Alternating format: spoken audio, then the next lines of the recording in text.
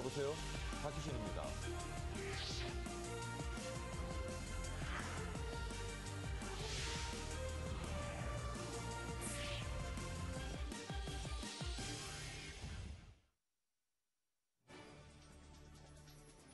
뉴욕 증시가 주택경기지표 개선에 힘입어 소폭 올랐습니다. 독일 재무부는 유럽 안정화기구가 예정대로 출범할 것이라고 밝혔습니다.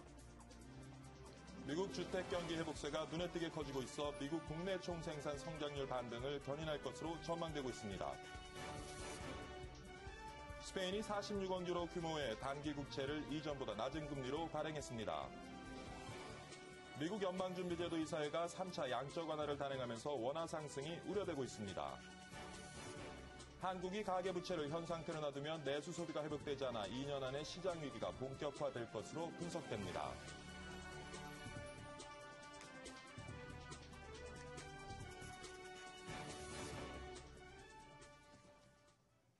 네, 시청자 여러분 안녕히 주무셨습니까? 9월 20일 목요일 인사드립니다. 스마트폰 사용자 수가 3천만을 넘었다고 합니다. 늘어난 사용자 규모만큼 사용자들의 사용 요금에 대한 부담도 크게 늘고 있는 것 같습니다. 그래서 지난해부터 이런 요금 부담을 줄이기 위한 대안으로 알뜰폰 제도가 등장했죠. 하지만 아직은 사용자 사이에 인지도도 낮고 시장도 얼마 되지 않아서 별 효과를 만들어내지 못했던 것 같습니다. 하지만 최근 대형마트 같은 사업자들이 참여가 이어지면서 시장이 활성화될 것으로 기대되고 있습니다. 잠시 후에요. 이 내용 자세히 한번 살펴보도록 하겠습니다. 먼저 지난주 글로벌 증시 마감 시황부터 점검합니다. 박지은 외신 캐스터가 준비하고 있죠. 박지은 캐스터. 지난주 QE3에 힘입어서 급등하던 뉴욕 증시, 이번 주에는 조정을 겪었는데요. 오늘 소폭 강세를 보였습니다. 주택 지표가 개선됐다는 점과 일본의 통화 완화 정책이 발표되면서 호재로 작용을 했습니다. 미국의 주택담보대출 금리가 사상 최저를 기록하고 있고 또 부동산 가격이 떨어졌다는 소식이 전해졌는데요. 이 같은 희소식은 증시에 긍정적인 영향을 끼쳤습니다. 자세한 지표 한번 살펴보겠습니다. 다우지수입니다. 다우지수, 나스닥, S&P 500 지수 모두 비슷한 폭으로 상승을 보였는데요. 다우지수 0.1% 올라가면서 13,577.96을 나타냈습니다. 나스닥 지수 0.15%, 4.82포인트 상승해서 3,182선에서 마감했습니다. 마지막으로 S&P 500 지수입니다. 역시나 0.12% 소폭 오르면서 1,461.05로 장을 마감지었습니다. 다음으로 유럽 알아보겠습니다.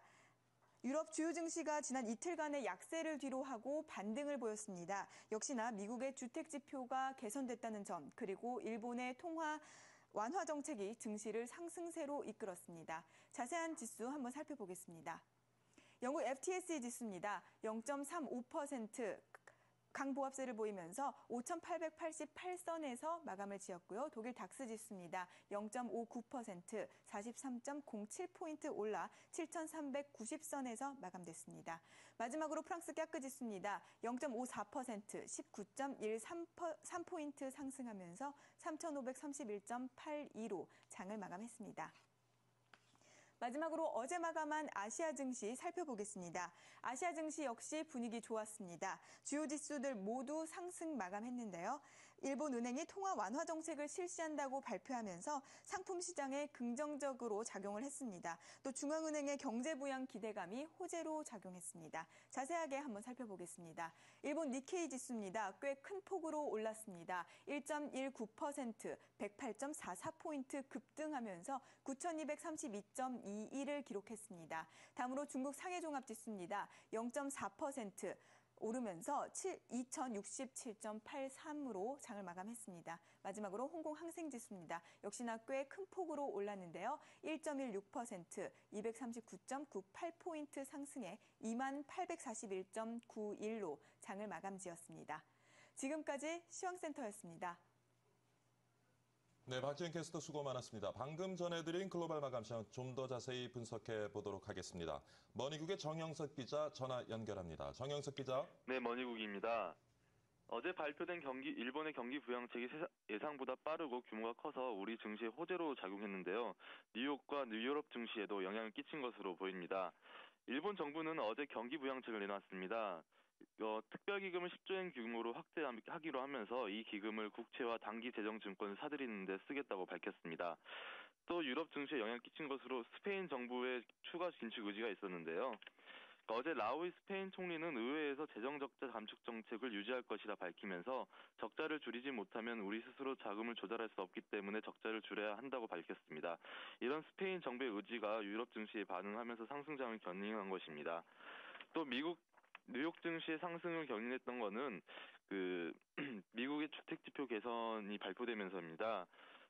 미국의 주택 경기 회복세가 꾸준히 하게 지속되면서 지표가 발표되었는데요. 주택 판매, 신축, 집값 모두 상승하고 있어서 미국 하반기 성장률을 반등시킬 수 있다는 기대가 커지고 있습니다. 전미중개인협회가 발표한 8월 중 기존 주택 판매는 전달에 비해 7.8%나 상승해서 연간으로 환산한 주택 판매 수도 482만 채로 예상보다 40만 채 이상 높았습니다. 또 상무부가 발표한 주택 신축도 전월 대비 3.2%가 증가했고 단일 가구 주택 착공도 5.5%나 증가했습니다. 주택 판매 가격도 상승세를 이어갔습니다. 8월 중 평균 주택 평균 가격은 18만 7,400달러로 1년 전보다 9.5% 상승했습니다. 전문가들은 주택 시장의 펀더멘털이 양호한 상태를 유지하고 있다며 주택 경기 회복이 당분간 지속될 것으로 내다봤습니다. 이런 미국 주택 시장의 회복이 미국의 국내 총생산 성장률을 반등시킬 것이라는 기대감이 커지고 있다고 전했습니다. 이런 미국 주택 경기 지표 개선이 오늘 국내장에 호재가 될지도 주목되는 부분입니다. 지금까지 이상 글로벌 시장센터에서 전해드렸습니다. 네, 정영석 기자와 함께 글로벌 마감 시장 관련 내용 자세히 한번 분석해봤습니다. 다음 소식입니다. 독일 재무부가 유럽 안정화 기구가 예정대로 10월 8일에 출범할 것으로 본다고 밝혔습니다. 볼프강 쇼블레 독일 재무장관은 대변인을 통해 10월 8일 출범일이 지켜질 것으로 본다고 전했습니다. 대변인은 이어 독일의회가 헌재 결정의 구체적 내용을 파악하고 나서 유럽 안정화기구 설립 비준안을 처리할 것이라고 덧붙였습니다. 미국 주택경기 회복세가 눈에 띄게 커지고 있습니다. 19일 전미중개인협회가 발표한 8월 중 기존 주택 판매는 전달에 비해 7.8% 증가했고 상무부가 발표한 8월 중 주택 착공 건수도 전달에 비해 2.3% 증가한 75만 건을 기록했습니다. 이에 따라 주택경기 회복세가 하반기 기대되고 있는 미국 국내 총생산 성장률 반등을 견인할 것으로 예상하고 있습니다. 스페인이 46억 유로 규모의 단기 국채를 이전보다 낮은 금리로 발행했습니다. 스페인 재무부는 35억 유로의 12개월 단기 국채를 지난달보다 0.235% 낮은 금리에 발행했고 10억 8천만 유로의 18개월 국채도 0.263% 낮아진 금리에 팔았습니다. 이는 이번 유럽중앙은행의 국채 매입 발표 후 금리가 낮아져 자금 조달에 숨통이 트인 것으로 풀이됩니다. 미국의 3차 양적 완화로 원화값 상승이 예상되면서 수출 기업들의 걱정이 커지고 있습니다. 올해 4분기 환율이 어떤 흐름을 보일지 김유경 기자가 짚어봤습니다. 미국 연방준비제도 이사회가 무제한 자금을 공급하는 3차 양적 완화를 단행하면서 원화값 상승이 우려되고 있습니다. 시장에 대거 풀린 달러가 국내로 유입되면 원화 수요가 증가해 환율은 내려가게 됩니다. 실제로 지난 2010년 10월부터 이듬해 6월까지 2차 양적 완화가 시행되는 동안 1,150원대였던 환율은 1,050원대까지 떨어졌습니다. 원화값이 상승하면 제품 가격이 오르기 때문에 수출 기업들의 가격 경쟁력 하락 우려도 제기되고 있습니다. 하지만 이번엔 상황이 다소 다르다는 분석입니다. 경기 둔화가 심화되면서 환율은 당분간 안정된 흐름을 보일 전망입니다. 소비 심리 위축으로 수출이 부진한 데다 달러가 원자재에 몰릴 가능성이 높아 원화 가치에는 큰 변화가 없을 것이란 설명입니다. 자원 보유국들의 통화를 강세에 유지시키고 국내 같은 경우 경기 회복이 좀 중국 경제 이런 경제 수출 증가 이런 것들이 다시 회복돼야만이 원화 강세 속도가 좀 빨라지지 않을까 보고 있습니다. 이에 따라 올 4분기 환율은 1,100원대 초중반을 기록할 것이란 전망이 높습니다.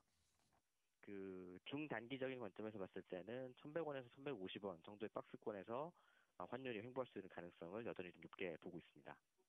양적 완화 조치로 대규모의 달러가 풀렸지만 경기 침체와 저금리 기조 장기화로 원화값 상승 가능성은 크지 않을 예상입니다. 머니 김유경입니다. 가계부채를 현 상태로 놔두면 2년 안에 시장 위기가 본격화할 것으로 분석됐습니다. 매일경제가 분석한 결과 우리나라 작년 말 국민처분 가능소득 대비 부채 비율은 84.7%이지만 증가율이 3%로 2014년 4분기에는 100%를 넘었을 것으로 예측됐습니다. 이어 한국이 가계부채가 해결되지 않을 경우 내수 소비가 회복되지 않아 재정위기로 확산될 가능성이 크다고 지적했습니다. 경제위기 극복을 위해 전직 경제수장들이 한자리에 모여 간담회를 갖습니다. 기획재정부는 오는 24일 서울 JW 메리어트 호텔에서 전직 부총리, 장관 초청 만찬 간담회를 연다고 어제 밝혔습니다.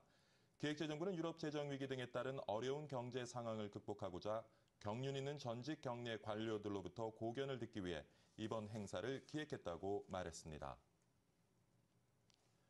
정치 테마주들의 급등한 때를 틈타서 최재 주주들이 대규모 차익 실현에 나서면서 논란이 되고 있습니다.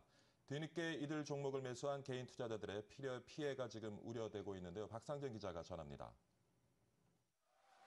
정치 테마주들은 안철수 서울대 융합과학기술 원장의 대선 출마 발표 기자회견 소식에 장중에 상한가와 하한가를 오갔습니다. 대표적인 안철수 관련주인 미래산업은 오전장에서 11% 이상 급등했지만 11시 구간 급락으로 돌아서 가격 제한폭까지 내려갔습니다. 미래산업의 최대 주주가 보유 주식을 전량 처분했다는 공시가 나왔기 때문입니다. 출회된 물량은 2,500만 주가량으로 지분율이 8.24%나 됩니다. 액면가 수준인 500원 부근에서 움직이던 미래산업이 테마주로 부각받으며 3배 이상 급등하자 주식을 판 겁니다. 갑자기 시장에서 최대 주주가 전체적 지분을 다 팔아서 지금 우리 사주가 최대 주주가 된 건데 이런 것들은 흔치는 않죠. 우리 사주가 최대 주주인.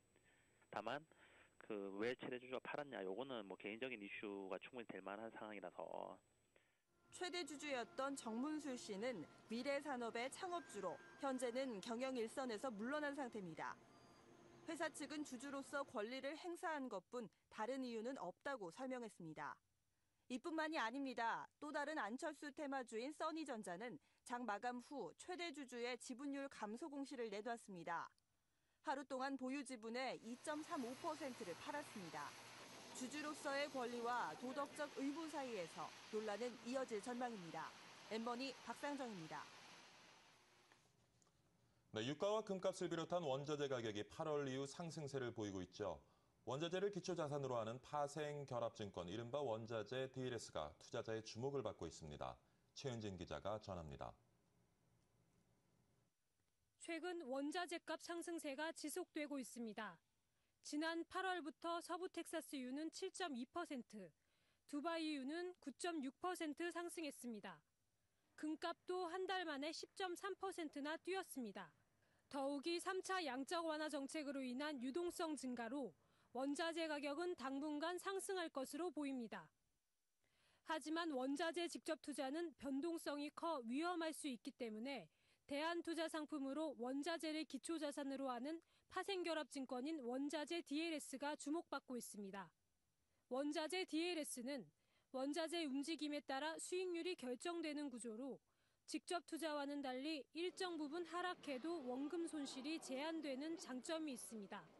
원자재 DLS 시장은 5월 121억 원이던 청약 규모가 2달 만에 3배로 증가해 7월에는 362억 원의 자금이 유입됐습니다. 9월 들어서는 더 가파르게 증가하며 벌써 553억 원이 청약됐습니다. 하지만 원자재 DLS 대부분이 일정 수준 이상 가격이 내려가면 원금 손실을 보는 원금 비보장형인데다 만기가 1년에서 5년으로 장기 상품입니다. QE3라든지 이런 확장적 통화 정책에 의해서 통화 가치가 낮아지기 때문에 원자재 가격이 올라갈 여지는 분명히 있다라고 말씀드려야 될 것 같습니다. 그렇지만 일단 기본적으로 세계 경기가 좋지 않은 상황, 이로 인해서 설비 투자라든지 이런 수요가 둔화될 것으로 예상할 수 있기 때문에 원자재 가격의 상승폭은 좀 제한적이다라고 전망하고 있습니다. 따라서 단기적 기대감으로 투자를 결정하기보다는 중장기적 관점에서 원자재 흐름을 살펴야 할 것으로 보입니다. M머니 최은진입니다.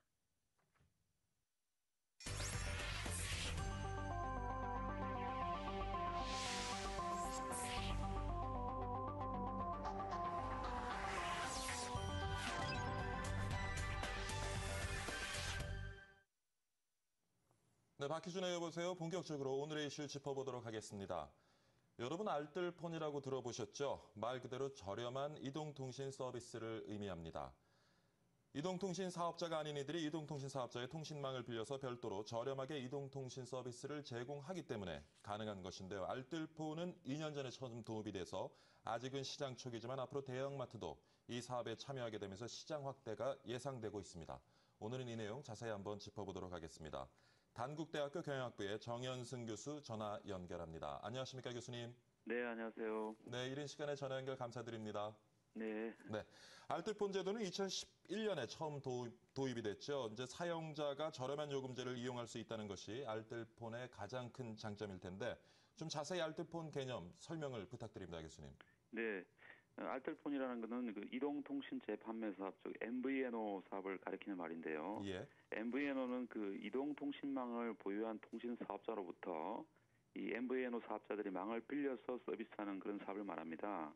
근데 이 사업은 이제 MVNO 사업자가 망 구축에 직접 투자를 하지 않고 이통사로부터 도매가로 이걸 빌리기 때문에 통신요금이 저렴할 수밖에 없습니다. 네. 그래서 국내 MVNO 사업자의 통신요금은 일반적으로 이통사보다 한 20% 정도 싼 걸로 나와 있고요. 예. 현재 약 국내 한 20개 정도의 사업자가 이제 영업을 하고 있습니다. 네, 그렇군요. 네. 알뜰폰 시장이 미국을 중심으로 한 선진국에서는 꽤 튼튼하게 자리를 잡고 있다고 하는데 좀 살펴봐 주시겠습니까, 교수님?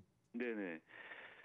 미국이나 영국은 1980년도에 MVNO 시장이 시작됐고요. 예. 독일은 한 90년대에 시작됐습니다. 근데 현재 기준으로 봤을 때 미국은 전체 이통 시장에서 한 8% 정도를 차지하고 있고요. 독일은 20% 정도의 시장 점유율을 차지하고 있습니다. 근데 우리나라는 현재 한 1%에서 2% 수준 그 정도 시장 점유율을 가지고 있기 때문에 상당히 아직도 격차가 크다고 볼 수 있겠습니다. 이유가 뭐라고 보시는지요? 아무래도 그 역사라든지 또는 이제 시장의 기본적인 인프라, 소비자들의 인식 이런 것들이 좀 아직은 시장이 본격적인 성장 국면에 들어가지 못한 걸로 이제 판단이 됩니다. 그리고 좀 국내 이동통신 시장이 고가폰 중심으로 형성되어 있는 것도 하나의 이유가 될 수 있겠죠. 네, 맞습니다. 지금 현재는 이통사로부터 직접 이제 판매되는 그런 그 휴대폰과 MVNO 사업자들이 판매하는 그 휴대폰의 기종에 좀 차이가 있습니다. 네, 소비자들이 그렇군요. 아무래도 국내 소비자들이 이제 여러 가지 사양의 고가폰들을 많이 선호하기 때문에 MVNO를 이용했을 때는 그러한 부분이 좀 제약되는 게 아마 한계로 작용하고 있는 것 같습니다. 네, 그렇지만 이제 대형마트가 이 알뜰폰 시장에 참여를 하면서 좀 시장이 활성화될 것 같은데 어떻습니까? 네. 사실 알뜰폰 시장은 작년부터 시작이 됐는데 아직까지도 굉장히 작은 시장 규모죠. 근데 최근에 홈플러스와 이마트 등의 대형마트가 이동통신사하고 제휴를 하면서 본격적으로 이제 시장에 뛰어든다고 이제 선언을 했습니다. 예. 그래서 이제 홈플러스는 KT, 그다음 이마트는 SKT하고 제휴를 이제 선언했고요. 대형마트들이 들어오면 아마 굉장히 이제 시장이 본격적으로 성장할 수 있을 거라고 보여지고요. 또 한 가지는 이제 휴대전화 자급제라는 게 있는데 예. 이 자급제는 소비자가 이통사를 거치지 않고 직접 다양한 유통망에서 휴대전화를 사고 팔 수 있는 그런 제도입니다. 근데 이게 그동안에 제조사나 유통사가 적극적으로 대응을 못했기 때문에 실효를 못 거뒀는데 이 대형마트가 아마 이제 앞으로 이런 휴대전화 자급제의 활성화에도 큰 기여를 할 것으로 보이고 그래서 본격적으로 이제 알뜰폰 시장이 성장할 수 있는 계기를 마련했다 이렇게 저는 생각합니다. 네, 그럼 알뜰폰 시장이 이제 성장을 해서 정착이 되면 어떤 효과를 우리가 기대할 수 있을지요? 예, 가장 큰 효과는 정부에서도 이걸 원했지만 결국 가계 통신비 절감입니다. 그래서 결국 소비자의 지갑을 이제 가볍게 해줄 수 있는 그런 하나의 결과가 나올 것이고요.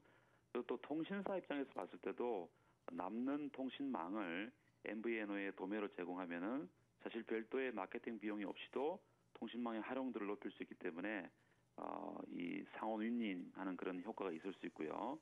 그다음에 아까 말씀드린 대로 휴대전화 자급제 경우도 이 엄청난 고가의 휴대폰이 가격이 내려올 수 있는 계기가 되기 때문에 역시 소비자 부담을 줄이는데 기여할 수 있다고 생각합니다.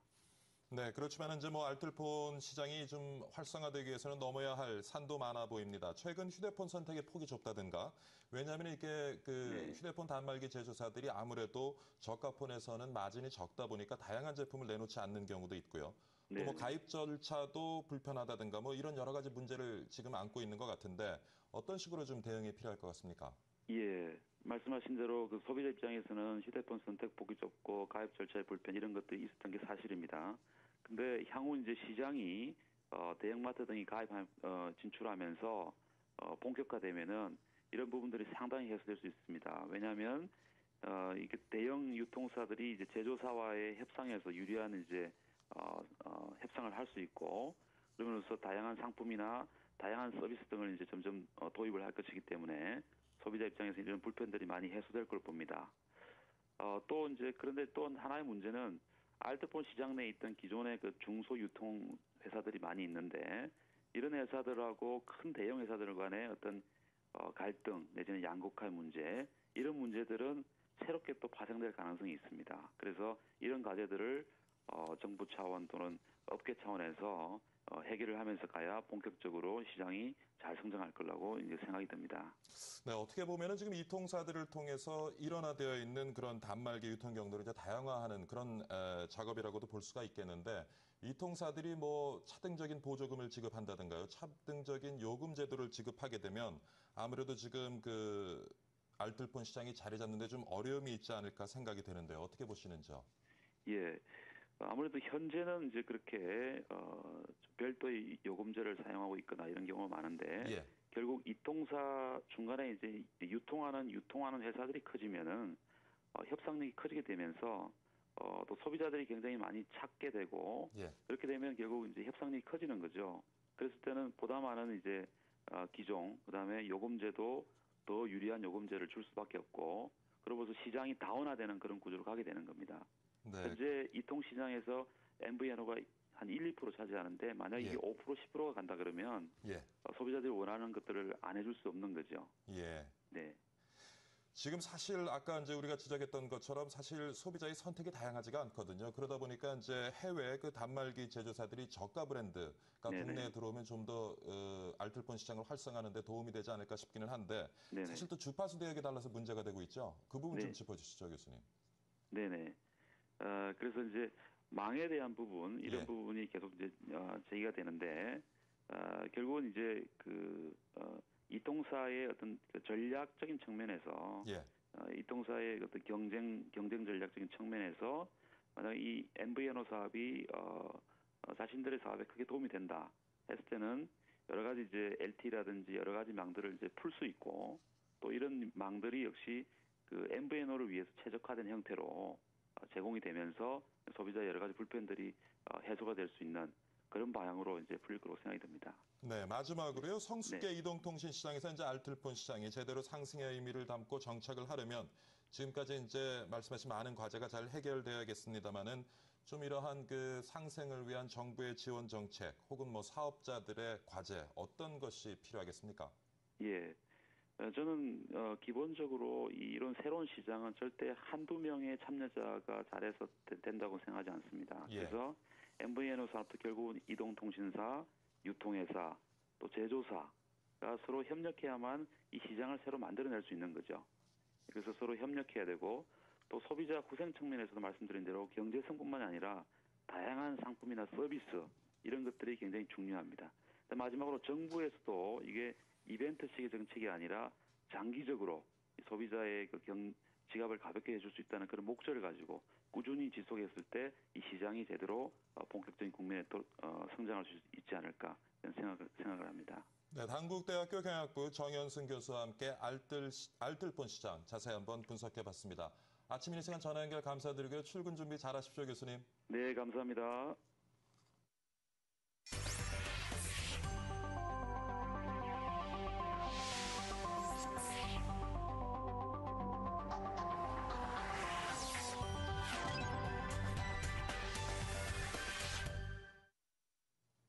네, 박희준의 여보세요 1부 마치도록 하겠습니다. 2부 예고해드리겠습니다. 프랜차이즈 창업에 관심 있는 분들 많으시죠? 그런데 프랜차이즈 시장은 날로 커지고 있는데 말도 많고 탈도 많은 것 같습니다. 가맹점 본사들의 횡포에 대한 원성이 갈수록 높아지고 있기 때문인데요. 과연 공정하고 투명한 거래 질서를 만들기 위해서는 무엇이 필요할지 오늘 2부에서 자세히 한번 짚어보도록 하겠습니다. 저는 잠시 후 2부에서 다시 찾아뵙겠습니다. 감사합니다.